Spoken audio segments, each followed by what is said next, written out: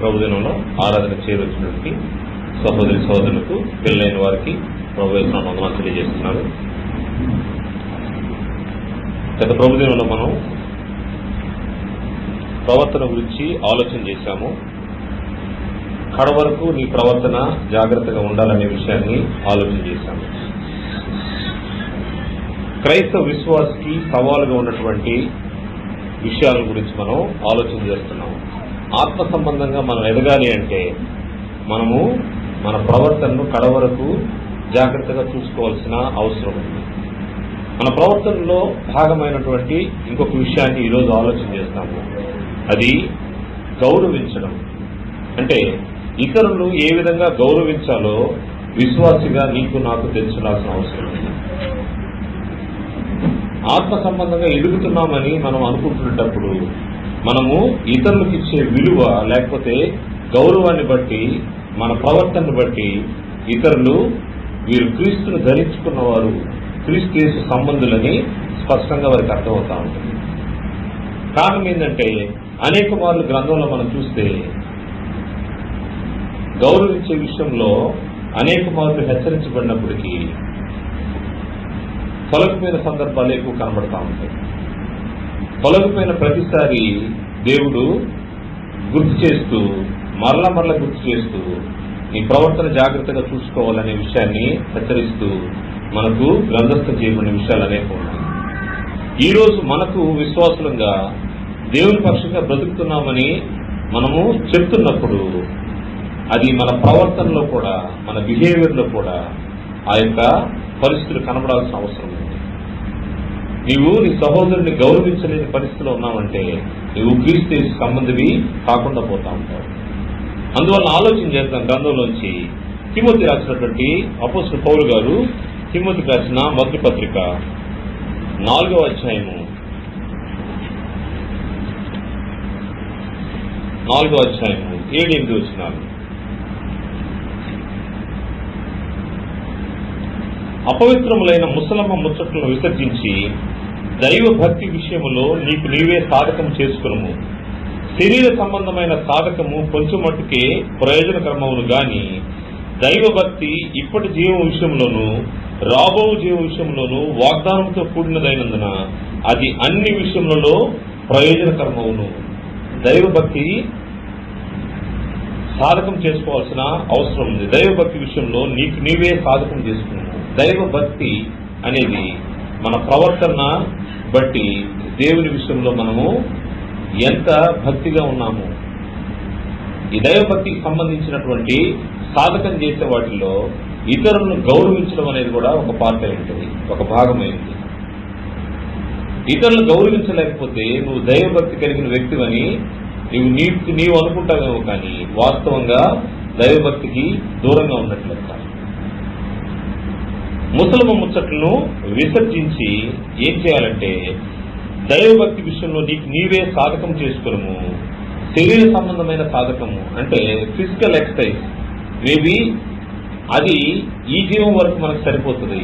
అంటే ఫిజికల్ గా ఫిట్ గా హెల్దీగా ఉంటే కొంతకాలం ఎక్కువ కాలం మనం బ్రతుకుతామేమో, కానీ అంతకంటే ముఖ్యమైన సాధకం చేయాల్సి, ఎక్సర్సైజ్ చేయాల్సి ఉంది.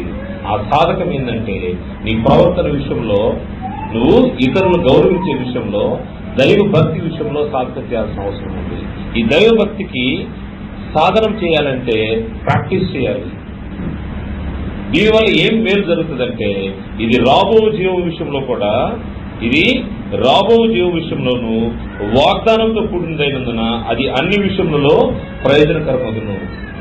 వాస్తవంగా మనం ఈ స్థలానికి చేరున్నామంటే ఈ జీవానికి మాత్రం కాదు, ఈ జీవంలో నువ్వు ఏ విధంగా బతికినా రాబో జీవ విషయంలోనే మనం ఎక్కువ ఆలోచన కలిగి ఉన్నాం. దేవుని బిడ్డలు రాబో జీవం విషయంలోనే ఆలోచన చేస్తూ ఉంటారు. కారణం ఏంటంటే ఇది కేవలం చాలా చిన్నది, తక్కువ స్పాన్ కలిగింది. తక్కువ సమయం మనం ఈ భూమి పైన జీవిస్తాం. ఇందులో మనము 70 లేదా 80 సంవత్సరాలు, అంతకుమించి మనము బ్రతికేది ఉండదు. కానీ రాబో జీవం విషయం అంటే అది యుగ యుగాలు ఉండే సమయం, దానికి అనంతమైనది, ఎటర్నిటీ. రాబో జీవ విషయంలో మనం జాగ్రత్తగా ఉండాల్సిన అవసరం ఉంది. రాబో జీవానికి ఇప్పుడు మాత్రమే మనము ప్రాక్టీస్ చేసి దాన్ని ఎక్సర్సైజ్ చేయాల్సిన అవసరం ఉంది. రాబో జీవాన్ని గురించి ఎవరైతే కోరుకుంటారో అందుకోసమే రాబో జీవ విషయంలో ఆ జీవ విషయంలో అది వాగ్దానంతో కూడిందైనందున, అంటే దాన్ని డెఫినెట్ గా మనం పొందుతాము. దేవుని వాగ్దానం, దేవుని మాట తిరిగిపోయేది కాదు, అది మనం తెలుసు.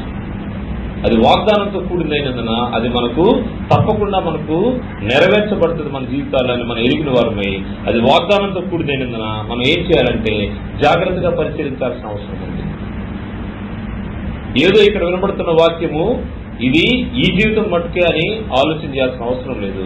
రాబో జీవం విషయంలో జాగ్రత్తగా ఉండాలి. దాని విషయంలో ఆత్మ సంబంధంగా విశ్వాసిగా మనం అందున్నటువంటి సవాల్ ఏంటంటే, ఛాలెంజ్ ఏంటంటే, నువ్వు ఇతరులను గౌరవించే విషయంలో సరైన విధానంలో ఉన్నావా లేదా, నీ ప్రవర్తన విషయంలో జాగ్రత్తగా ఉండాల్సిన అవసరం ఉంది. అందులో భాగమైనటువంటి మొట్టమొదటి విషయాన్ని మనం ఆలోచన చేద్దాము. గౌరవించడం అంటే ముందుగా దేవునితో ప్రారంభిస్తే, దేవుని గౌరవిస్తున్నామా అంటే దేవునికి ఇవ్వాల్సినటువంటి గౌరవ స్థానాన్ని మనము మన జీవితంలో ఇస్తున్నామా అంటే ప్రయారిటీ వైజ్ మన ప్రయారిటీ లేకపోతే మన ఆధిక్యత దేనికి ఇస్తున్నాం, ఫస్ట్ మనము ప్రాముఖ్యంగా ఏది గమనిస్తున్నాం మన జీవితంలో, దేవునికి మనము గౌరవాన్ని ఇస్తున్నాం లేదా. గ్రంథంలో చూద్దాము, కొందరిని దేవుడు ఏర్పాటు చేసుకున్నాడు. ఏర్పాటు చేసుకున్న మనుషులు తొలగిపోయినప్పుడు ఆయన చెప్తున్న మాట ఇర్మియా ప్రవక్త ఇర్మియా గ్రంథము 2వ అధ్యాయము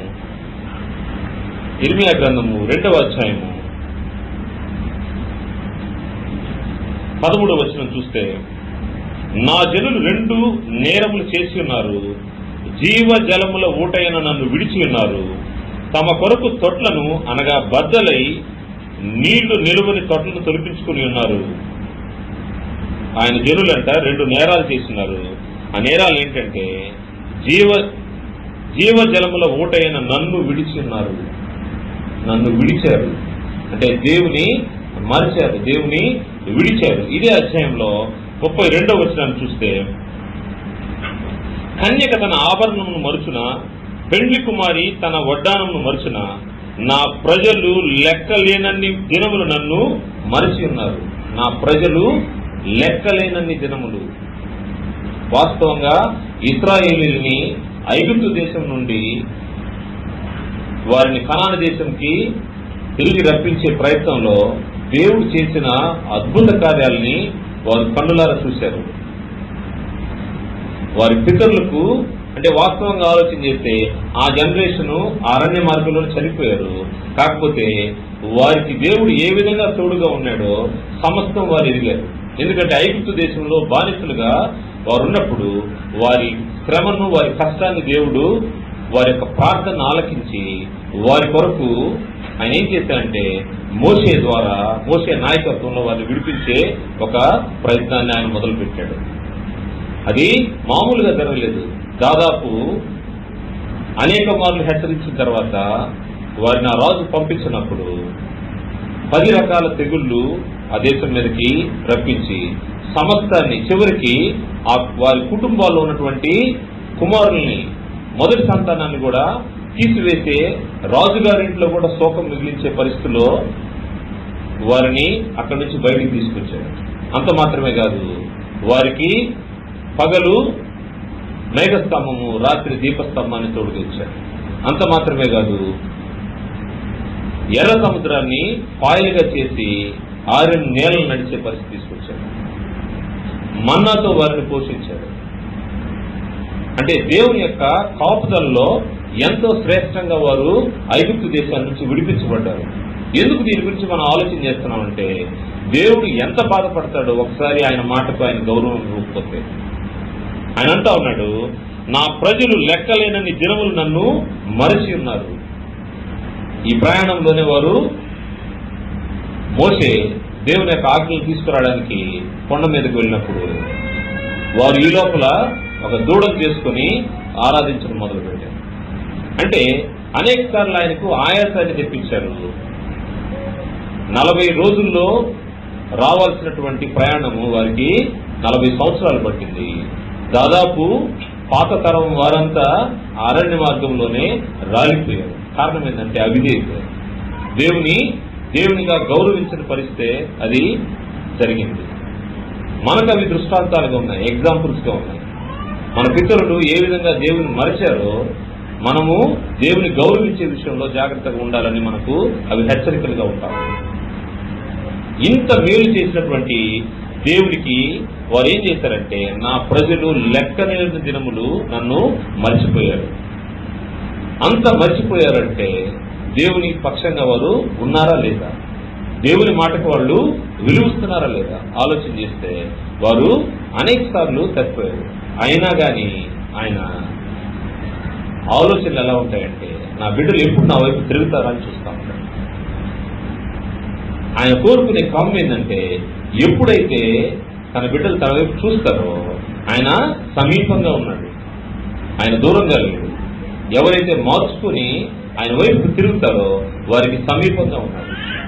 ఆయన సమీపంగానే ఉండి రక్షించడానికి లేకపోతే దగ్గర చేర్చుకోవడానికి ఆయన ఆలోచన చేస్తున్నాడు. అపోస్తలుల కార్య గ్రంథం 17వ అధ్యాయంలో మనం గమనిస్తే ఆయనను తడవులాడి తెలుసుకోవాలని, ఆయన దగ్గరకు రావాలని ఆయన ఆశపడతాడు. అపోస్తలుల కార్య గ్రంథం 17వ అధ్యాయము 25వ వచనం చూస్తే, ఆయన అందరికీ జీవమును ఊపిరిని సమస్తమును దయచేవాడు గనుక తనకు ఏదైనాను కొదవైనట్టు మనుషుల చేతులతో సేవింపబడువాడు కాడు. అంటే ఆయనని సేవించాలనే దానికోసము మనుషులు ఉంటారని ఒకవేళ ఆలోచన చేస్తారేమో. ఆయనకి ఏది కొదువైతే లేదు గాని, మరియు యావత్ భూమి మీద కాపురముండుటకు ఆయన ఒకరి నుండి ప్రతి జాతి మనుషులను సృష్టించి వారు ఒకవేళ దేవుని తడవులాడి కనుగొందురేమో అని తన్ను వెదుకు నిమిత్తము నిర్ణయ కాలమును వారి నివాస స్థలం యొక్క పొలిమేరలను ఏర్పరచును. ఆయన మనలో ఎవరికి దూరముగా ఉండువాడు కాడు. మనం ఆయన ఎందుకు బ్రతుకుచున్నాము, చలించుచున్నాము, ఉనికి కలిగి ఉన్నాము. అటువలే మనం ఆయన సంతానమని మీ కవీశ్వరులు కొందరును చెప్పుచున్నారు. దేవుడు ఏ విధంగా మనిషిని ఆలోచన చేస్తున్నాడంటే, వారికి అన్ని ఏర్పాటు చేశాడు, జీవాన్ని ఇచ్చాడు, ఊపిరినిచ్చాడు, సమస్తాన్ని కొదువు లేకుండా చేసి ఏం చేశాడంటే, ప్రతి యావత్ భూమి మీద కాపురముంటకు ఆయన ఒకరి నుండి, ఆదాము నుండి ఆయన ప్రతి జాతి మనుషులను సృష్టించి వాళ్ళు ఏం చేయాలని ఆయన ఆలోచన చేశాడంటే, ఒకవేళ దేవుణ్ణి తడువులాడి కనుగొందులేమో అని తను వెదుకు నిమిత్తము నిర్ణయ కాలమున వారి నివాసస్థలం యొక్క పొరిమేరలను ఏర్పరచను. ఆయన మనలో ఎవరికి దూరముగా ఉండేవాడు కాదు, ఎవరికి ఆయన దూరంగా ఉండేవాడు కాదు. ఆయన ఎదురు చూస్తా ఉన్నాడు, ఎవరు నా దగ్గరకు వస్తారు, ఎవరు నా మాట విని, ఎవరు నన్ను గౌరవించి నా మాటకు విలువిస్తారు, వారికి నేను తండ్రి అంటాను, దేవుణ్ణి అంటాను, వారు నాకు సంతానం అంటారు, నా బిడ్డలు అంటారు. దేవుని గౌరవించే విధానం దేవుడు ఎక్స్పెక్ట్ చేస్తుంది. అది మన దగ్గర నుంచి దేవుడు అటువంటి పరిస్థితిని కోరుకుంటా ఉన్నాడు. దానికి దూరంగా ఎన్ని మార్లు నన్ను మరిచారు, నాకు దూరంగా వెళ్ళాడు. గ్రంథం చెప్తున్న మాట, దేవుని గౌరవించే విషయంలో దేవునికి లోబడి ఉండాలి, దేవునికి మాటకు లోబడి ఉండాలి, దేవునికి లోబడి ఉండాలి. ఎప్పుడైతే నువ్వు దేవునికి లోబడి ఉంటావో అప్పుడు ఆయన నీ దగ్గరకు వస్తూ ఉంటాడు, నీకు సమీపంగా ఉంటాడు, నేను కాపాడడానికి, నేను రక్షించడానికి. ఈ జీవం విషయంలో కాదు, రాబో జీవం విషయంలో కూడా దేవుని గౌరవించే పరిస్థితిలో ఉంటే నువ్వు దేవుని బిడ్డగా కొనసాగడానికి అవకాశం ఉంది. యాకోబు రాసినటువంటి పత్రిక 4వ అధ్యాయం, యాకోబు పత్రిక 4వ అధ్యాయం 7వ వచనం చూద్దాం, 7 నుంచి 10 వరకు. కాబట్టి దేవునికి లోబడి అపవాదిని ఎదురించుడి, అప్పుడు వాడు మీ ఎదురు నుండి పారిపోవును. అపవాదిని జయించేదానికి మార్గం ఏదంటే, దేవునికి లోబడి ఉన్న ప్రతి వ్యక్తి అపవాదిని జయించగలడు. అపవాదిని జయించుడి, అప్పుడు వాడు మీ ఎదురు పారిపోవును. దేవుని యొద్దకు రండి, అప్పుడు ఆయన మీ యొద్దకు వచ్చును. మొట్టమొదటిగా మన స్టెప్ ఒకటి పడాలి. ఆత్మ సంబంధంగా రక్షణలోకి రావాలనుకున్న వ్యక్తులు ఆలోచన చేస్తుంది ఏంటంటే, ఒక అడుగు మీరు వేస్తే మిగతావన్నీ ఆయన నడిపిస్తూ ఉంటాడు. బాప్తిస్మం తీసుకోవడానికి బిడ్డలు ఆలోచన చేస్తూ ఉంటారు, ఏమవుతుందో ఇంకా చదువుకుంటా ఉన్నాం, లేకపోతే ఇంకా వివాహం కాలేదు, ఇంకా చాలా సమయం ఉంది. కానీ దేవుడు ఎవరికి దూరంగా లేడు. ఆయన గౌరవిస్తే, ఆయన మాట వింటే, ఒక్క అడుగు మీరు ముందుకు వేస్తే మిగతావన్నీ ఆయన నడిపించడానికి తను చేయబడుకొని నడిపిస్తాడు. ఆలోచన చేయాల్సిన అవసరం ఉంది, దేవుని గౌరవించాల్సిన అవసరం ఉంది, దేవుని మాటకు విలువ ఇవ్వాల్సిన అవసరం ఉంది. చూద్దాము. దేవుని యొద్దకు రండి, అప్పుడు ఆయన మీ యొద్దకు వచ్చును. పాపులారా మీ చేతులను శుభ్రం చేసుకునండి, విమర్శకులారా మీ హృదయమును పరిశుద్ధపరచుకునుడి. వ్యాకులపరుడి, దుఃఖపరుడి, ఏడుడి. మీ నవ్వు దుఃఖమునకును మీ ఆనందము చింతకును మార్చుకునుడి. ప్రభు దృష్టికి మిమ్మల్ని మీరు తగ్గించుకునుడి, అప్పుడు ఆయన మిమ్మల్ని హెచ్చించును. దేవుని గౌరవించేవారు తమను తాము తగ్గించుకుంటారు. హెచ్చుగా మన మాటలు, హెచ్చుగా మన క్రియలు ఉండకుండా చూసుకుంటారు. కారణం ఏంటంటే ప్రతి విషయంలో దేవునికి ప్రథమ స్థానాన్ని ఇస్తూ, దేవుని గౌరవిస్తూ, దేవునితో ఉండాలని ఆలోచన చేసే వ్యక్తులు మన ప్రవర్తన, మన జీవితాల్లో ప్రదర్శించబడాల్సిన అవసరం ఉంది. విశ్వాసికి ఇది ఒక ఛాలెంజ్ లాంటిది, ఒక సవాల్ లాంటిది. దేవుని గౌరవిస్తున్నామా? దేవుని గౌరవిస్తే, దేవునికి ప్రాధాన్యం ఇస్తే, మన ప్రతి పనిలో, ప్రతి క్రియలో, ప్రతి సమయంలో ఆయనకు ఫస్ట్ ప్లేస్ మనం ఇచ్చినప్పుడు, ఆయన గౌరవించినప్పుడు ఏం జరుగుతూ ఉంటుందంటే ఆత్మ సంబంధంగా నువ్వు ఎదుగుతూ ఉంటావు. ఇది ఈ జీవం మటుకు కాదు. ఈ జీవంలో అంటే నువ్వు చాలా మంచివాడిగా నువ్వు ఇతరులకు ప్రదర్శించబడతా ఉంటావు దేవుని గౌరవించినప్పుడు. అంతకంటే విలువైనటువంటి రాబో జీవంలో నీ ప్రవర్తన వల్ల నీకు మేలు కలుగుతూ ఉంటుంది. రెండో విషయాన్ని ఆలోచన చేద్దాము. ముందుగా దేవుని గౌరవించాలనే విషయాన్ని ఆలోచన చేశాము. రెండవది దేవుని యొక్క వాక్యాన్ని గౌరవించాలి, దేవుని యొక్క మాటను గౌరవించాలి. దేవుని యొక్క వాక్యం అంటే దేవుని యొక్క మాట. ఈ గ్రంథంలో ఉన్న ప్రతిదీ దేవుని యొక్క మాట, దేవుని యొక్క ప్రేరణతో పలుకుబడి రాయబడినటువంటి మాటలు, దేవుని యొక్క సందేశం. ఈ గ్రంథంలోని ప్రతి విషయము మనకు జ్ఞానం కలగడానికి, ఆత్మ సంబంధంగా మనం ఎదగడానికి దేవుడు మన కోసము ఉంచిన భద్రపరిచినటువంటి విషయాలు. పాత నిబంధనను చరిత్రగా మనం ఆలోచన చేస్తే, కొత్త నిబంధనలో క్రీస్తు ప్రభువు యొక్క పరిస్థితులు మనం గమనిస్తే, దాని తర్వాత అపోస్తులు జరిగించినటువంటి సేవ, మనము దేవుని యొద్దకు చేరుకోవడానికి మనకు అవసరమైనటువంటి ప్రతి విషయాన్ని దేవుడు విత్ ఎగ్జాంపుల్స్ దీంట్లో పొందుపరిచాడు. ఇవన్నీ మనకు బుద్ధి కలగడానికి దేవుడు ఏర్పాటు చేశాడు, మనకు మార్గం సరళం చేయడానికి ఆయన ఏర్పాటు చేశాడు. అందువల్ల గ్రంథంలోని విషయాలు దేవుని మాటగా మనం ఆలోచించాలి. దేవుని యొక్క వాక్యం అంటే దేవుని యొక్క మాట ఉంది. ఈ దేవుని మాటను మనము అంగీకరించే విషయంలో, ఈ దేవుని మాటను మనము ఫాలో అయ్యే విషయంలో మనము దేవునికి గౌరవాన్ని చూపించాల్సిన అవసరం ఉంది. దేవుని యొక్క వాక్యానికి కూడా గౌరవాన్ని చూపించాల్సిన అవసరం ఉంది. అనేక సందర్భాల్లో దేవుని వాక్యం ప్రారంభమైనప్పుడు అనేక మంది వారి కాన్సన్ట్రేషన్ లెవెల్స్ ని ఎక్కడికో తీసుకెళ్లిపోతా ఉంటారు. అంటే కాన్సన్ట్రేటెడ్ గా ఉండలేని పరిస్థితులు, దేవుని వాక్యాన్ని శ్రద్ధగా వెళ్ళలేని పరిస్థితులు. బయట మనం మీటింగ్స్ లో చూస్తూ ఉంటాం, లేకపోతే దేవుని వాక్యం అనేసరికి పలచబడిపోతూ ఉంటారు మనుషులు. కానీ దేవుని వాక్యానికి ఎవరైతే విలువిస్తారో, గౌరవిస్తారో వారు దేవుని సంబంధాలుగా ఉండేదానికి అవకాశం ఉంటుంది. దేవుని వాక్యం ప్రారంభంగానే లేచి వెళ్ళిపోతూ ఉంటారు సభల్లో మనం గమనిస్తే. అంతవరకు పాటలో ఇంకొక ఏదైనా కార్యక్రమాలు ఉంటే వాటి మీద ఆలోచన ఉంటుంది. కానీ దేవుని మాటను మనం జాగ్రత్తగా పరిశీలించాల్సిన అవసరం ఉంది. దేవుని మాటను అంగీకరించాలి, దేవుని మాటను గౌరవించాలి. తెస్సలోనికీయులకు రాసినటువంటి మొదటి పత్రిక 2వ అధ్యాయం 13వ వచనంలో, తెస్సలోనికీయులకు రాసినటువంటి మొదటి పత్రిక 2వ అధ్యాయం 13వ వచనం, ఆ హేతువు చేతను మీరు దేవుని గూర్చిన వర్తమాన వాక్యము మా వలన అంగీకరించినప్పుడు మనుషుల వాక్యమని ఎంచక అది నిజముగా ఉన్నట్టు దేవుని వాక్యమని దాన్ని అంగీకరించిన గనుక మేమును మానక దేవునికి కృతజ్ఞతాస్తులు చెల్లించుతున్నాము. ఇక్కడ మనుషులు నిలబడి చెప్పే మాట ఒకవేళ వింటున్నటువంటి శ్రోతలు, వింటున్నటువంటి వారు ఇది ఫలాని వ్యక్తి మాట్లాడుతున్నాడనే ఆలోచన చేస్తారేమో. అది ఎప్పటికీ కాదు. దేవుని బిడ్డలు, దేవుని మాటను గౌరవించేవారు ఏ విధంగా చూస్తారంటే ఇక్కడ నిలబడినటువంటి వ్యక్తిని గురించి ఆలోచన చేయరు.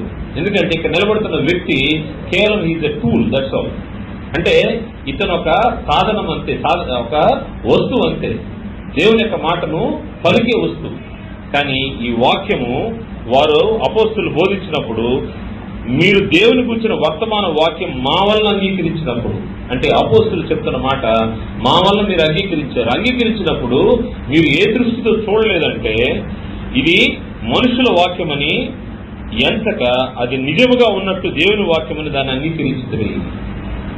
ఎప్పుడైతే ఇక్కడ డెలివర్ అవుతున్నటువంటి మాటలు ఇవి దేవుని మాటలు, ఇక్కడ నిలబడుతున్న వ్యక్తి గొప్పతనం ఏం లేదు, నిలబడుతున్న వ్యక్తి మాటలు ఇవి కానే కాదు, తన సొంత మాటలు కాదు, దేవుని మాటలు. ఎవరైతే దాన్ని ఆ విధంగా దాన్ని రిసీవ్ చేసుకుంటారో, అంగీకరిస్తారో వారు దేవుని మాటను గౌరవించేవారు అవుతారు. ఎందుకంటే అనేక సార్లు మనకు ఒక రాంగ్ నోషన్ ఉంటుంది.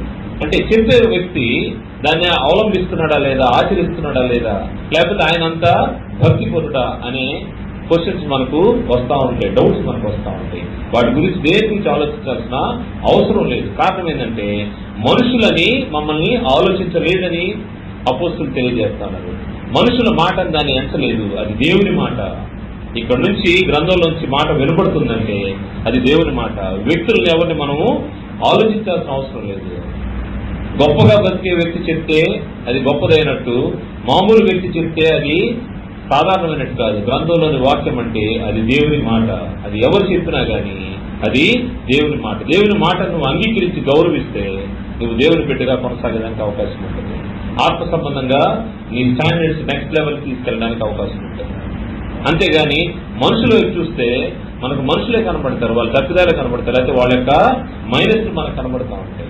అపోస్తులు అదే మాటను అక్కడ హెచ్చరిస్తూ చెప్తున్నారు, దేవుని మాటను అంగీకరించేటప్పుడు అది దేవుని మాట, దేవుని వాక్యం, దేవుడు పలికాడనే విషయాన్ని ఆలోచన చేయాల్సిన అవసరం ఉంది. దేవుని మాటలకు గౌరవించాల్సిన అవసరం ఉంది. సొలొమోను మహారాజు ఆయన రాసినటువంటి ప్రసంగి గ్రంథంలో ఆయన ఎంతో జ్ఞానాన్ని అడిగాడు దేవుని దగ్గర. జ్ఞానాన్ని సంపాదించుకున్నాడు, ఐశ్వర్యాన్ని సంపాదించుకున్నాడు, సమస్తాన్ని సంపాదించుకున్నాడు. అనేక సార్లు తొట్టుపాటు పడిపోయాడు. చివరికి ఆయన పలుకుతున్న మాటలు ఏంటంటే ప్రసంగి గ్రంథంలో మనం చూస్తే, ప్రసంగి గ్రంథము 12వ అధ్యాయము చివరి వచనాలు, ప్రసంగి గ్రంథము 12వ అధ్యాయము చివరి వచనాలు 13-14 వచనాల్లో ఇంత జ్ఞాని ఏం మాట్లాడుతున్నాడంటే, ఇదంతయు వినిన తరువాత తేలిన ఫలితార్థం ఇది, దేవుని యందు భయభక్తులు కలిగి ఉండి ఆయన కట్టడలను అనుసరించి నడుచుండవలను. కట్టడలు అంటే ఆయన ఆజ్ఞలు, లేక ఆయన మాటలు. అంటే ఆయన మాటలను అనుసరించి నడవాల్సిన అవసరం ఉంది.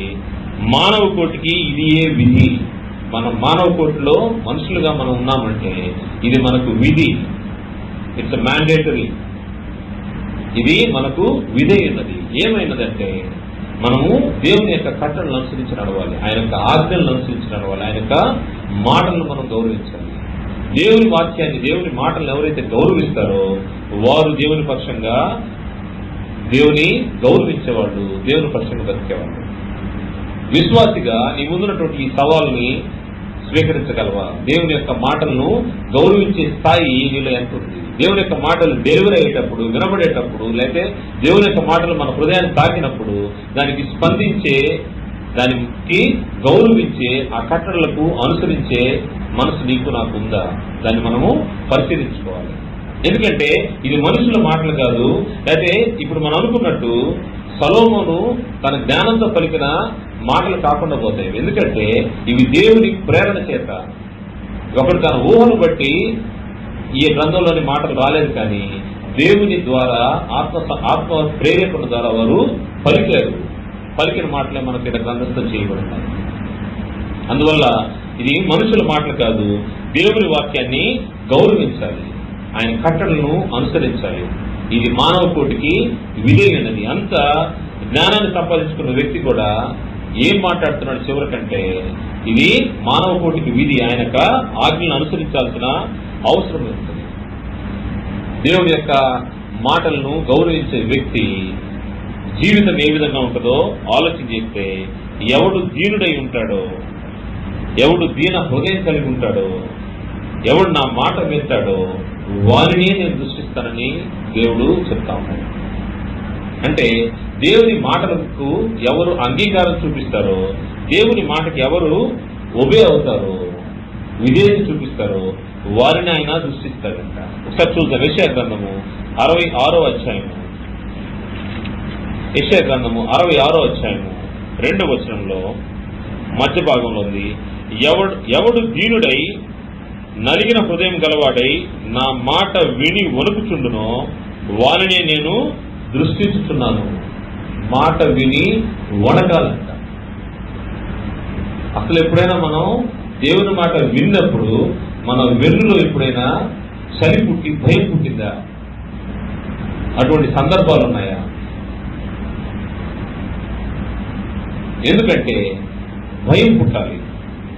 ఎవడైనా దీనుడై నలిగిన హృదయం గలవాడై నా మాట విని వణుకుచుండో వానినే నేను దృష్టిస్తున్నాను. ఎవరైతే ఆయన సముఖంలో ఆయన మాటకు వణుకుతా ఉంటారో, అంటే గౌరవిస్తారు, ఫిజికల్ గా వణకడం అని కాదు, కానీ ఆయన మాట పట్ల అంత భయం కలిగి ఉండడం, ఆయన అంటే అంత గౌరవాన్ని చొప్పున ఆయన మాటకు విలువనివ్వడం, దాన్ని ఇదొక సవాలుగా మనకు వినబడతా ఉంది. ఎవరైతే ఆయన మాట వింటారో, ఎవరైతే ఆయనకు వణుకుతారో, భయపడతారో వారిని నేను దృష్టిస్తాను.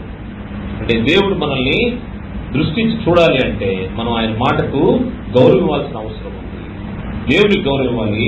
రెండవది దేవుని యొక్క వాక్యానికి లేదా దేవుని యొక్క మాటకు గౌరవం ఇవ్వాల్సిన అవసరం ఉంది. మూడో విషయాన్ని మనకు తెలియజేశాడు, అధికారులను గౌరవించాలి. అధికారులను గౌరవించాలి.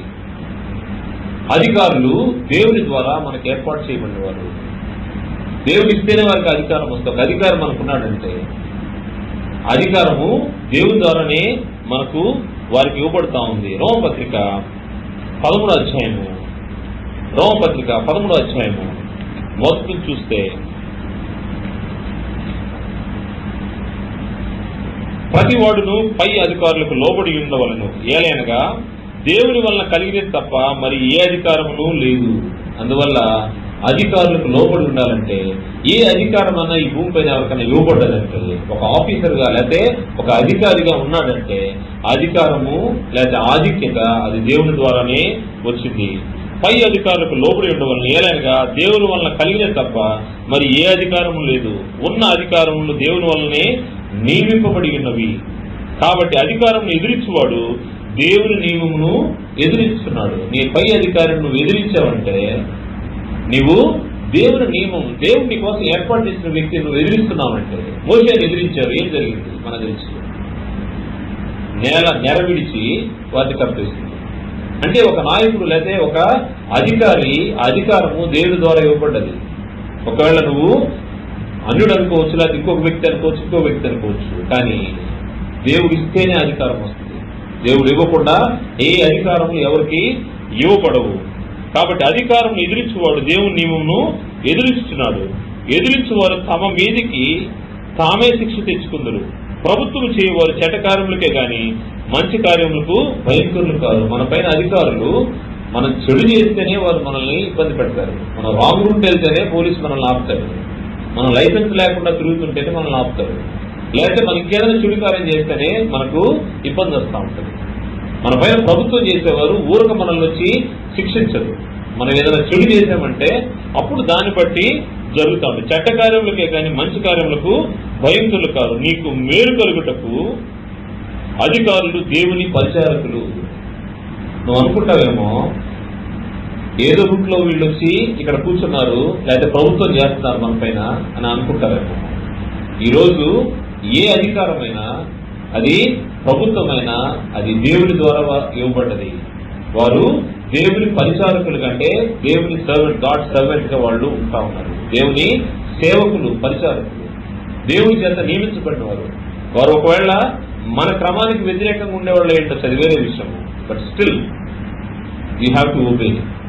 తప్పకుండా మనము వారికి లోబడి ఉండాలి. కారణం ఏంటంటే ఆ ప్రభుత్వము దేవుని ద్వారా వారికి ఇవ్వబడింది అధికారం.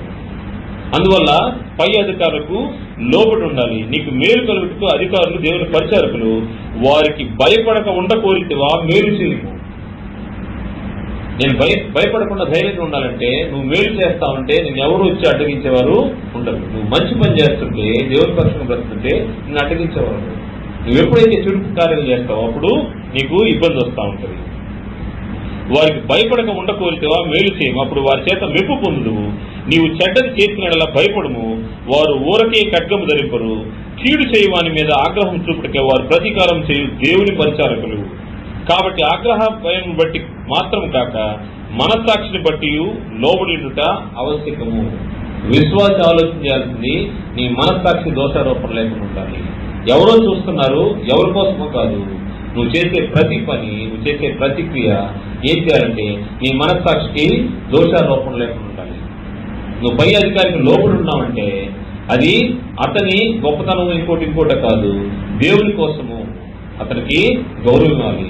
నీ మనస్సాక్షికి దోషారోపణ లేకుండా అతన్ని గౌరవించాల్సిన అవసరం ఉంది. లోబడి ఉన్నామంటే మన మనస్సాక్షి మన చేసే మన బాడీ లాంగ్వేజ్ చెప్పేస్తుంది ఒక వ్యక్తి ఎదుట మనం ప్రదర్శించే ప్రవర్తన ఏ విధంగా ఉంది. వినయంగా ఉండే వ్యక్తి తను వినయ స్వభావంతో కనబడుతూ ఉంటాడు. నువ్వంటే నాకు లెక్కలేదు అనే విధానాన్ని మన బాడీ లాంగ్వేజ్ లో మనం తెలియజేస్తా పోతా ఉంటాం. మన పై అధికారి పక్కనే ఉంటాడు, నువ్వు కనీసము విష్ చేయకుండా లేకపోతే అతను చూసే విధానంలోనే స్పష్టంగా తెలిసిపోతుంది నువ్వు అతనికి గౌరవం ఉంటుంది. కానీ నీ పై అధికారి దేవుని ద్వారా నియమించబడినవాడు, అందువల్ల అతనికి భయపడాలి. నీ మనస్సాక్షిని బట్టి నువ్వు జాగ్రత్తగా ఉండాల్సిన అవసరం ఉంది. ఏలైనగా వారు దేవుని సేవకులేండి ఎల్లప్పుడూ ఈ సేవ ఎందే పని కలిగి ఉన్నారు. దేవుడిచ్చిన పని వారికి, వారు ఆ పని బట్టే నువ్వు జాగ్రత్తగా ఉండవా లేదా అని నేను పరిశీలన చేస్తూ ఉంటారు. నువ్వు సరిగా లేకపోతే నువ్వు సరి చేస్తూ ఉంటారు. నువ్వు తప్పు మార్గంలో పోతుంటే నీకు పనిష్ చేస్తూ ఉంటారు. ఆ పనిష్మెంట్ దేవుని ద్వారా వచ్చిందని అనుకోవాలి, వేరుగా రాదు. మనకు ఆలోచన చేయాల్సిన అవసరం ఉంది. వారికి అదే పని, ఇందుకే కదా మీరు పన్ను కూడా చెల్లించున్నారు. కాబట్టి ఎవరికి పన్ను వానికి పన్నును, ఎవరికి సుఖము వానికి సుఖమును చెల్లించుడి. ఎవరి ఎడల భయం కలిగి ఉండవలనో వాని ఎడల భయమును, ఎవరి ఎడల సన్మానం ఉండవలనో వాని ఎడల సన్మానము కలిగి ఉండి అందరికీ వారి వారి రుణములు తీర్చుడి. ముఖ్యంగా ఒకరినొకరు ప్రేమించిన విషయంలో తప్ప మరేమీ ఎవరికి అచ్చి ఉండవద్దు. పొరుగు వారిని ప్రేమించువాడే ధర్మశాస్త్రమును నెరవేర్చువాడు. అందువల్ల పై అధికారులను ఏ అధికారమైనా అది దేవుని ద్వారా ఇవ్వబడింది. మనం ప్రదర్శించే ప్రవర్తన, మనం ఏ విధంగా నడుచుకుంటున్నాము మన పై అధికారులు, వారు దేవుని సేవకులు, దేవుని పరిచారకులు, దేవుని చేత అధికారము పొందినవారు. అందువల్ల ఒకవేళ వారి ద్వారా నాకు ఎటువంటిది రాకుండా నేను ధైర్యంగా ఉండాలనుకుంటే మేలు చేయి. నువ్వు కీడు చేస్తే వారు వెంటనే ఖడ్గాన్ని ధరించుకుని వచ్చి మీ పక్షంగా ఉంటారు. దేవుని మాటను, దేవుని గౌరవించే వ్యక్తి అదేవిధంగా దేవుడు ఏర్పాటు చేసినటువంటి దేవుని నియమంలో ఉన్నటువంటి అధికారులను కూడా గౌరవించాల్సిన అవసరం ఉంది. వారు దేవుని ద్వారా ఇవ్వబడినటువంటి అధికారాన్ని కలిగి ఉన్నారు. వారు ప్రభుత్వాన్ని చేస్తున్నారు. అధికారులకు లోబడి ఉండడు అనే విషయాన్ని గ్రంథంలో ఇంకొక చోట కూడా మనం ఆలోచన చేద్దాము. తీతుకు రాసిన పత్రిక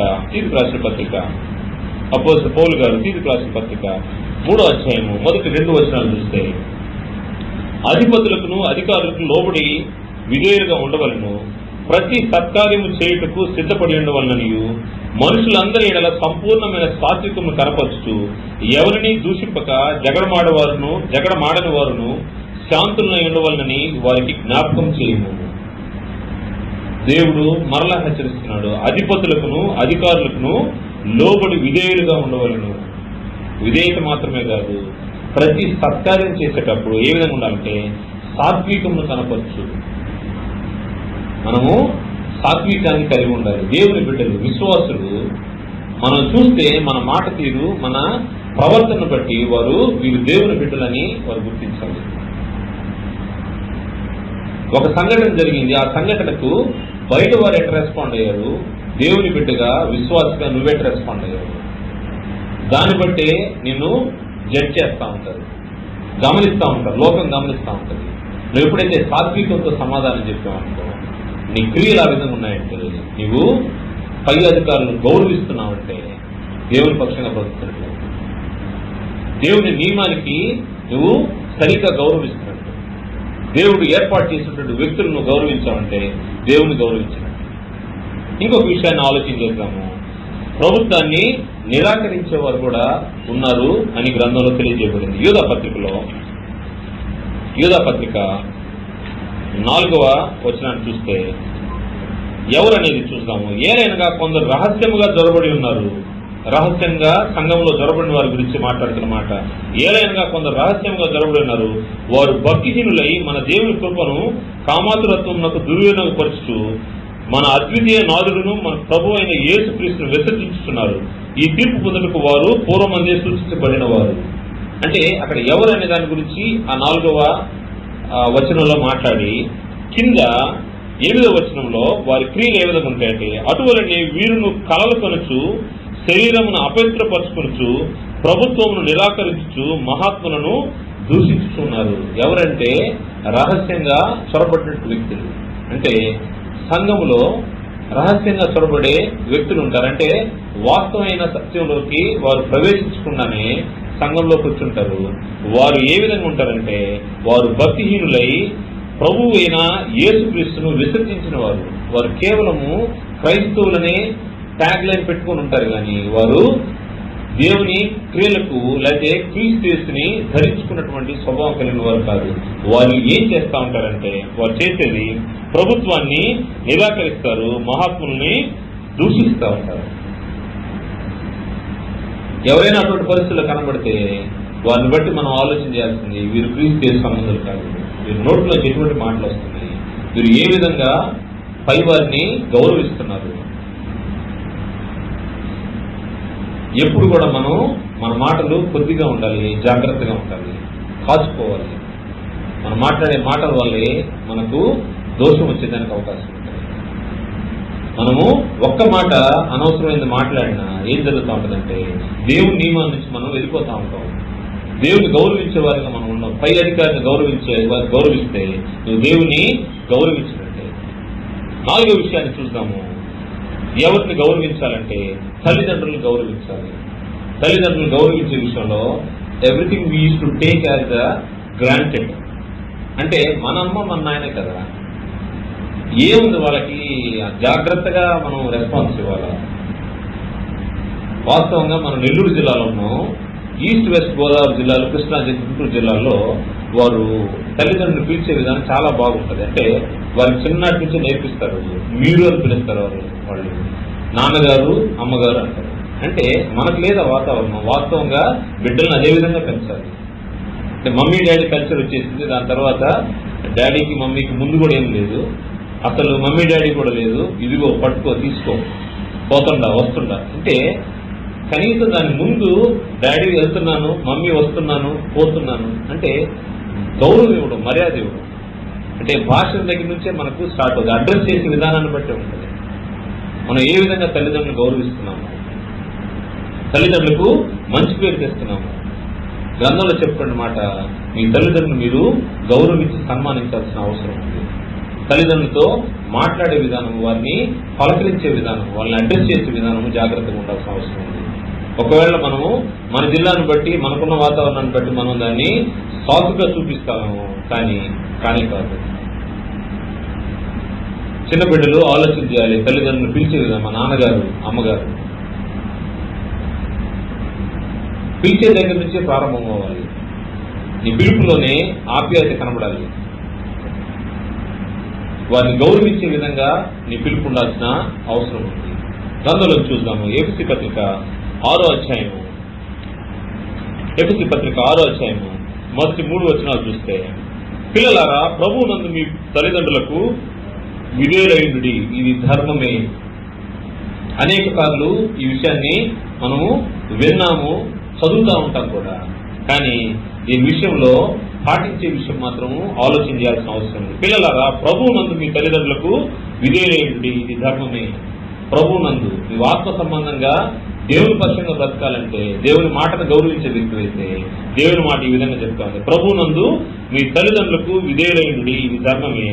నీకు మేలు కలిగినట్లు నీ తండ్రిని తల్లిని సన్మానింపు, అప్పుడు నీవు భూమి మీద దీర్ఘాయుష్మంతుడు అవుదువు. భూమి మీద దీర్ఘాయుష్మంతుడు అవుదువు. దీర్ఘాయుష్షు దేవుడు ఇచ్చినటువంటి వాగ్దానము. ఇది వాగ్దానంతో కూడిన ఆజ్ఞలో మొదటిది. నీకు మేలు కలిగినట్లు. ఈరోజు దేవుని పక్షంగా ఇక్కడ కూర్చొని దేవుని మాటలు వింటున్నటువంటి యవనస్తులు లేదా చిన్న బిడ్డలు ఆలోచన చేయాల్సింది ఏంటంటే, నీకు మేలు కలగడానికి నీ తల్లిదండ్రులు నిన్ను ఈ ప్రాంతంలో కూర్చోబెట్టారు. నువ్వు దేవుని ఎరుక్కుపోయినా, దేవుని విషయాలు ఏంటో తెలియకపోయినా వారు నీకు మేలు జరగాలని. ఈ మేలు ఇక్కడ కేవలము భౌతికమైన మేలు కాదు. దేవుని గుడికి వెళ్తే చదువు వస్తుంది, మందిరానికి వెళ్తే ఉద్యోగాలు వస్తాయి, వివాహాలు జరుగుతాయి, ఈ మేలు కాదు. రాబో జీవాన్ని గురించి మీ తల్లిదండ్రులు ఆలోచిస్తూ ఉన్నారు. అందువల్ల మీకు మేలు కలిగినట్లు ఏం చేయాలంటే తల్లి తండ్రిని సన్మానించాలి, వారికి విధేయులై ఉండాలి, వారిని గౌరవించాలి. ఇప్పుడు భారతదేశంలో మీరు గమనిస్తే గత 2 సంవత్సరాల నుంచి ఒక సమస్య ఉంది. రెస్పెక్ట్ లేదని దేశాన్ని విడిచిపోవాలనుకునే వ్యక్తులు, సెలబ్రిటీస్ చాలా మంది ఉన్నారు. మీరు పేపర్ చదివినా, టీవీలో చూసినా వారికి గౌరవం దొరకట్లేదంట. వారికి ఇక్కడ ఉండడానికి ఇష్టం లేదు. ఈ పౌరసత్వం కంటే వేరే దేశానికి పోయి మేము బ్రతికితే ప్రశాంతంగా ఉంటాం. చాలా మంది ఆ విధంగా ఈ దేశాన్ని విడిచిపోయినట్టు సెలబ్రిటీస్ చాలా మంది ఉన్నారు. స్విట్జర్లాండ్కి వెళ్ళిపోయి అక్కడ పౌరసత్వం తీసుకుని ఉంటారు. పలు దేశాలకు వెళ్ళి, అంటే లాభం కోసం లేదా ఆర్జించడం కోసం వేరే దేశాలకు వెళ్ళి పౌరసత్వాలు తీసుకునే పరిస్థితి వేరు. అమెరికాకు ఇంకో దేశానికి. కానీ ఇక్కడ మాకు గౌరవం దక్కట్లేదు అని వెళ్ళిపోయే పరిస్థితి. గౌరవం అనేది నువ్వు దేవుని పక్షంగా నువ్వు గౌరవం చూపిస్తే ఇతరుల పట్ల, ముందుగా నీ తల్లిదండ్రులు గౌరవిస్తే నీకు ఆటోమేటిక్గా నీ బిడ్డలు కూడా నేను గౌరవిస్తారు. నీ తల్లిదండ్రులు నువ్వు జాగ్రత్తగా చూసుకుంటే నీ బిడ్డలు కూడా నెక్స్ట్ తరం ఏం చేస్తుందంటే వారు నిన్ను అదే విధంగా చూసుకుంటారు. నీ తల్లిదండ్రులు నువ్వు సరిగా చూడకపోతే నీ బిడ్డలు కూడా నిన్ను సరిగా చూడరు. తల్లిదండ్రులను సన్మానించని నువ్వు నీకు మేలు కలిగినట్టు, నీకు మేలు కలగాలి అని ఆలోచన చేస్తే నీ తల్లిదండ్రులు నీవు గౌరవించాల్సిన అవసరం ఉంది. చూద్దాం ఇంకొక మాట. తిమోతి రాసినటువంటి మొదటి పత్రిక 5వ అధ్యాయంలో వృద్ధుల గురించి మాట్లాడుతూ అక్కడ తెలుపబడిన మాట 5వ అధ్యాయం 4వ వచనం నుండి, అయితే ఏ విధవరాలికైనను పిల్లలు గాని మనుములు గాని ఉండిన ఎడల వీరు మొదట తమ ఇంటి వారి ఎడల భక్తి కనపరచుటకును తమ తల్లిదండ్రులకు ప్రత్యుపకారం చేయటకును నేర్చుకునవలను. తల్లిదండ్రులకు ప్రత్యుపకారము అని ఆలోచన చేస్తే, ప్రత్యుపకారం అంటే నిన్ను పెంచి సంరక్షించి జాగ్రత్తగా నిన్ను ఒక వయసుకు వచ్చి నువ్వు ప్రయోజకుడు అయ్యే వరకు వారు తీర్చిదిద్దారు. వారికి ప్రత్యుపకారంగా నువ్వు ఏం చేస్తావు? వారు వదిలిపెట్టేస్తావా? లేదా నీకు భార్య వచ్చిందని వెళ్ళిపోతావా? వారి సంరక్షణ విషయంలో ఆలోచన లేకుండా ఉంటావా? విధవరాల గురించి మాట్లాడుతున్న మాటది. అంతకంటే ముఖ్యంగా తమ తల్లిదండ్రులకు ప్రత్యుపకారం చేయటను నేర్చుకోవలను. ఇది దేవుని దృష్టికి అనుకూలమైనది. విశ్వాసిగా నువ్వు దేవుని మాటను గౌరవించే వ్యక్తి అయితే తల్లిదండ్రులు కూడా గౌరవిస్తావు. ఇది దేవుని దృష్టికి అనుకూలమైనది. ఇవన్నీ విశ్వాసులుగా మనకు ఒక సవాలుగా ఉన్నాయి. తల్లిదండ్రులు మనం చూడాల్సిన బాధ్యత మన పైన ఉంది. విధవరాలు చూడాల్సిన బాధ్యత ఉంది. అది మన బాధ్యత ఉన్నది. గమనించండి, తల్లిదండ్రులు చూడనటువంటి వ్యక్తులు లేకపోతే గౌరవించినటువంటి వ్యక్తులు వారు ఎంత ఉన్నత స్థాయిలో ఉన్నా, వారికి ఒకవేళ డబ్బు ఇంకోటి సమకూడినా వారు సంతోషంగా ఉన్నట్టు మీకు కనపడదు. కావాలంటే మన చుట్టుపక్కల ఉన్నటువంటి మన దగ్గర వాళ్ళని పరిశీలించేయండి. తల్లిదండ్రుల్ని గౌరవించి తల్లిదండ్రుల్ని జాగ్రత్తగా చూసుకునే కుటుంబంలో ఉండే సంతోషానికి బయట నువ్వు ఎంత సంపాదించినా, ఎంత పేరు ప్రఖ్యాతులు సంపాదించినా, ఎంత ధనాన్ని నువ్వు సంపాదించుకున్నా వారికి సంతోషం ఉండదు. కారణం ఏంటంటే దేవుని మాట మనల్ని హెచ్చరిస్తా ఉంది. తల్లిదండ్రుని సన్మానించాలి, వారికి లోబడి ఉండాలని, వారికి ప్రత్యుపకారం చేయాల్సిన అవసరమైంది. ఇంకా కింద మాటలో చూస్తే 8వ వచనంలో మనం చూస్తే, ఎవడైనను స్వకీయులకు విశేషంగా తన ఇంటి వారిని సంరక్షింపకపోయినలా వాడు విశ్వాస త్యాగం చేసిన వాడై అవిశ్వాసి కన్నా చెడ్డవాడు వినును. నువ్వు విశ్వాసి అని అనుకుంటా ఉంటే సరిపోదు. ఎవడైనను స్వకీయులను విశేషముగా తన ఇంటి వారిని అంటే తన తల్లిదండ్రులను, బంధువులను లేదా బిడ్డల్ని వారిని సరిగా చూసుకోకపోతే, వారు సంరక్షించకపోతే విశ్వాస త్యాగం చేసిన వాడై అవిశ్వాసి కన్నా చెడ్డవాడై ఉండను. ఒకవేళ బైబిల్ పట్టుకొని దేవుని పని చేస్తున్నాను అనుకుంటా, విశ్వాసం అనుకుంటా నువ్వు వెళ్ళిపోతా ఉన్నావు. నీ ఇంటిలో నీ తల్లిదండ్రులను సంరక్షించకపోతే అవిశ్వాసి కంటే చెడ్డవాడివి. దేవుని మాటలు సూటిగా మాట్లాడుతూ ఉన్నాయి. కారణం ఏంటంటే నువ్వు గౌరవించే నీ తల్లిదండ్రులను సన్మానించాలి, గౌరవించాలి, వారికి ప్రత్యుపకారం చేయాలి, వారిని సంరక్షించాల్సిన అవసరం ఉంది, ముదిమిలో వారిని అంటి పెట్టుకుని ఉండాలి. వారి కోసము నీవు నీ సమయాన్ని సమస్తాన్ని వెచ్చించాల్సిన అవసరం ఉంది.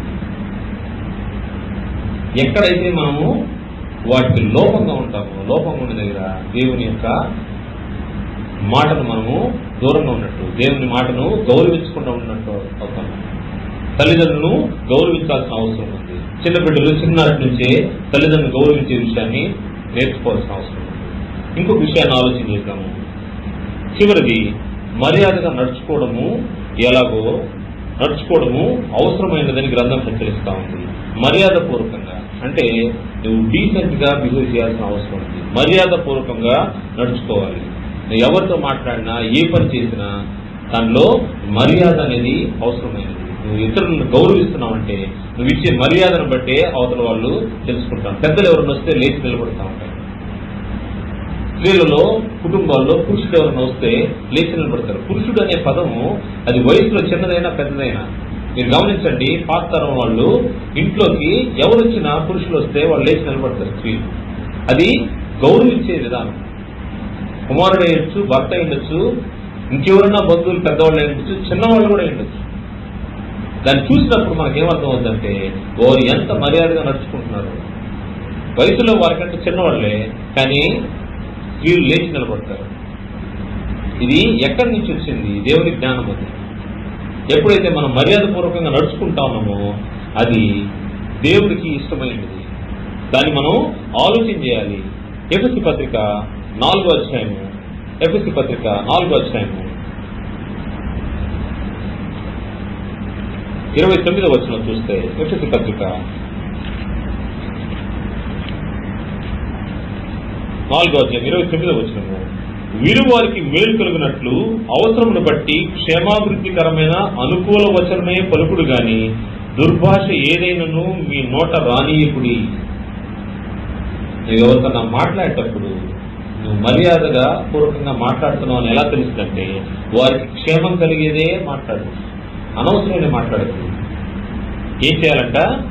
వినువారికి మేలు కలిగినట్లు అవసరమును బట్టి క్షేమాభివృద్ధికరమైన అనుకూల వచనమే పలుకుడు గాని దుర్భాష ఏదైనను మీ నోట రానీయకుడి. చాలా స్పష్టంగా దేవుడు విశ్వాసులకి తెలియజేస్తా ఉన్నాడు.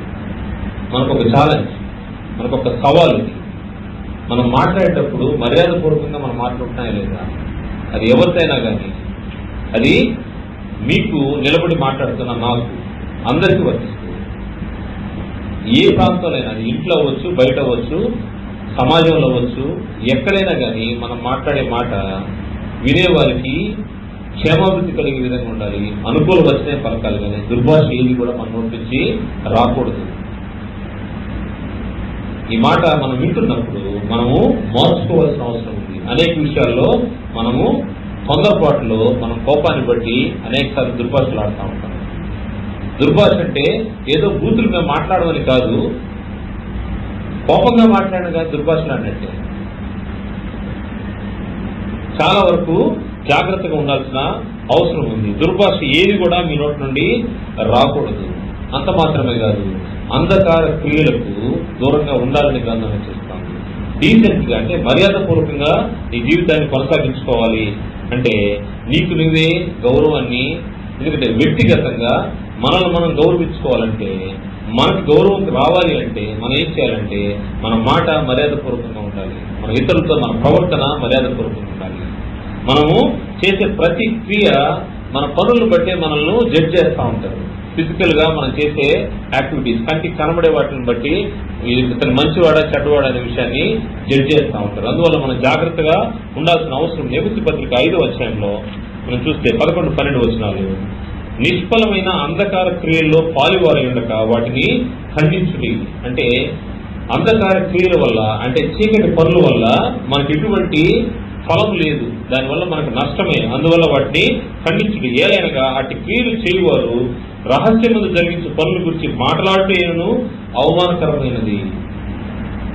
ఎవరో ఏదో చేశారు వాటి గురించి గాసిప్ మాట్లాడుకుంటా ఉండాలి. అసలు వాటి గురించి మాట్లాడటమే, చేసిందే చెడ్డ పని, ఆ చెడ్డ పని గురించి మనం డిస్కస్ చేసుకోవాల్సిన అవసరం లేదు. ఎందుకంటే అవే ఎక్కువగా కొండెములు చెప్పే మాటలని మనం గ్రంథంలో చూస్తూ ఉంటాం. అంటే ఇక్కడ మాటలు అక్కడ, అక్కడ మాటలు ఇక్కడ. ఎక్కువగా మంచి కంటే చెడు ఎక్కువగానే విస్తరిస్తూ ఉంటుంది. కారణం ఏంటంటే ఈ గాసిప్స్ ఎక్కువ ఉంటా ఉంటాయి.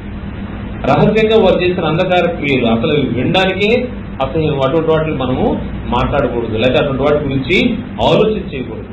జాగ్రత్తగా ఉండాల్సిన రహస్యం ముందు జరిగించిన పనుల గురించి మాట్లాడేయడం అవమానకరమైనది. అందువల్ల మన డీసెన్సీ మనం మెయింటైన్ చేయాలంటే, మనల్ని మనం గౌరవప్రదంగా చూపించాలంటే, ప్రదర్శించుకోవాలంటే, మర్యాదపూర్వకంగా ఉండాలంటే అనవసరమైన విషయాల్ని మాట్లాడుకోవడం మంచిది. నువ్వు అడిగిన అడగకపోయినా ఎదుటి వాళ్ళు వచ్చి అటువంటి వాటిని మనతో మాట్లాడుతూ ఉంటారు, మనం గమనిస్తూ ఉంటాం. వాటికి దూరంగా ఉండాల్సిన అవసరం ఉంది, వాటిని ఖండించాల్సిన అవసరం ఉంది. సాధ్యమైనంత వరకు చెడుని వెనుకుండా ఉండేదానికి ప్రయత్నం చేయాల్సిన అవసరం ఉంది. చెడు చెప్తుంటే నాకు అది అక్కర్లేదయ్యా, మంచి ఏదైనా మేలేదనుకో చెప్పు, క్షేమకరమైన మాట ఏదనుకో చెప్పు, నేను దాన్ని తీసుకుంటాను. ఎందుకంటే ఇది గౌరవించడంలో, గౌరవాన్ని పొందే విషయంలో ఎంతవరకు మనం గౌరవించే విషయాలు చూసాము. మర్యాదపూర్వకంగా నడుచుకోవడం వల్ల ఏం జరుగుతుందంటే నీకు గౌరవము దక్కుతూ ఉంటుంది, నీ మీద ఇతరులకు గౌరవం పెరుగుతూ ఉంటుంది, నీ విలువ పెరుగుతూ ఉంటుంది. గ్రంథంలోని మాటలే వీటి విషయాల్లో మనము ప్రాక్టీస్ చేస్తే, సాధన చేస్తే, అనవసరమైన మాటలకు మనం దూరంగా ఉన్నామంటే మనకు గౌరవం పెరుగుతూ ఉంటుంది.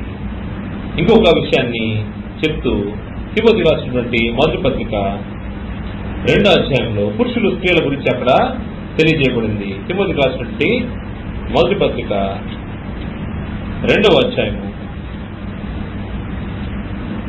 8వ వచనం నుండి, కావున ప్రతి స్థలమందును పురుషులు కోపమును సంశయం లేని వారి పవిత్రమైన చేతులెత్తి ప్రార్థన చేయవాలని కోరుచున్నాను.